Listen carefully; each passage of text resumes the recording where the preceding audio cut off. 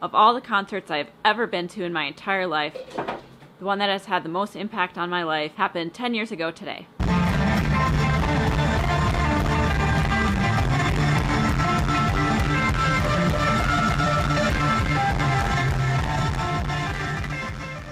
On May 16th, 2007, I saw Keane for the first time. My life was never the same after that. So my mom had gotten tickets for my birthday for me and one friend. So it was on a school night, and it honestly would have been better if I had stayed home because I did not learn a dang thing that day because I was so excited about this concert. After dinner, my mom dropped us off at the Myth, and we saw this giant line halfway out into the parking lot. We totally thought we were going to get stuck in the back and not be able to see anything. Doors open, and somehow we managed to snag a second row spot way off to the left. We traded off turns getting merch, and I got this shirt.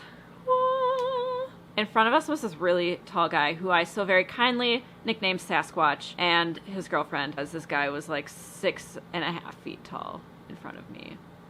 He and his girlfriend were very handsy during the entirety of Rocco DeLuca's set. So even though that was happening in front of us, Rocco DeLuca's set was amazing. He was so good. And I had never seen a steel guitar before, so that was cool. Between sets, my friend and I were kind of complaining to each other about Sasquatch and his girlfriend and how we couldn't see and how we should totally be in front of them because we're short and we can't see. And they would totally have no problem seeing right over our heads. And this lady chimed up from behind us and was like, "Yeah, you totally should be in front of them. You are short. You should be able to see." And so we kind of gathered up our courage and we got his attention. "Hey, so we're short. We're having problems seeing. Can you switch spots with us?" He and his girlfriend were just kind of snotty about it, and they were like, no, we're good. Yeah, and after that, we scowled at them passive-aggressively for about 15 minutes until it was time for Keane. But in hindsight, it was actually a good thing that we didn't switch spots, which I'll get into in a minute. The lights dimmed after the intermission. Tim walked on stage. "Oh my God, it's real." And he started playing the Iron Sea. We were all just freaking out. And then Richard walks onto the stage. "Oh my God, it's real." Tom comes out and everyone just starts like losing their minds. "Oh my God, it's real." And he comes over to the other keyboard on stage and kind of joins Tim in playing. And it's at this point that I realize that Tom's microphone is like right in front of me. I was super excited about that. I was just super excited about life at this point because, oh my God, they're real. They're real. They're real. This is really happening. They're really in front of me right now. I'm not dreaming. This is real. So some show highlights, because I could sit here for probably an hour going through like song by song. I'm gonna spare you a little bit. Tom called us Minneapolitans, which makes me chuckle really hard. A musical highlight was definitely Nothing in My Way. That song is like my song. If I were to ever get a tattoo, it would probably include the phrase, "Well, for a lonely soul, you're having such a nice time." That just is like me. I have a really vivid memory, even now, of them playing this song and the dynamic between Tom and Tim singing at each other. That's just, it's really, really strong in my mind, and I've just imagined it so many times that it's just like seared onto my brain. I was not brave enough to take a video of this, which brings me back to the reason why it was good that I was not in front of Sasquatch. Because the moment Keane took the stage and people started taking pictures with their digital cameras, the security guards like pounced. They were taking away batteries, they were taking away memory cards, and all of that. Any pictures I took were pure stealth because I had Sasquatch in front of me blocking the security guard that was like right there. So I would like to extend my dearest gratitude to Sasquatch and his girlfriend. One of the absolute highlights was sometime, I believe it was during Leaving So Soon. Tom had been going back and forth all night. He had gone over to the other side of the stage and leaned down and kind of reached out to the crowd. So I figured he might come over to our side. So I had my camera ready to go in stealth mode. And sure enough, here comes Tom, derp, derp, derp, derp, derp, derp, right in front of me, kneels down and like reaches out, looks straight out at me. And I'm just like, yoink. And I take a picture. It's still my favorite concert picture that I've ever taken. This is the photo I got. And I'm still very, very proud of this. I printed it out as an 8x10 and had him sign it in 2009, the second time I saw Keane. Thanks, Sasquatch, you made that one possible. Near the end of the night, I believe it was during Crystal Ball, Tom jumped out into the crowd. He was about half a foot away from me, And of course, everyone was just, swarming him. So I was like, nah, I'm not about that. Started taking pictures, and most of them are terrible, so they didn't really turn out. You can just see like a Tom-shaped blur. The very last song of the night, as usual, was Bed-Shaped.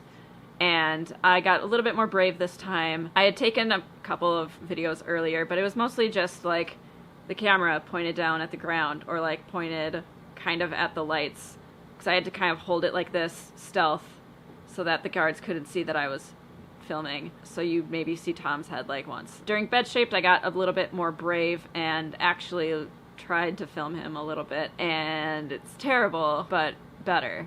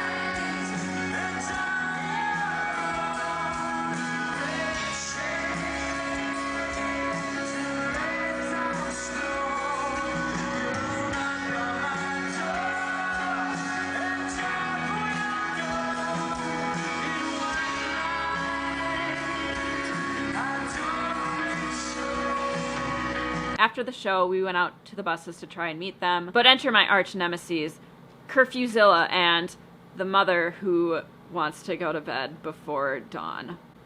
JK, Mom, thanks for driving me. But they didn't end up coming out for about 2 hours. I've been thinking a lot about this concert and how it has impacted my life. If you ever look back on kind of the things that have changed you the most, this concert was a turning point in my life.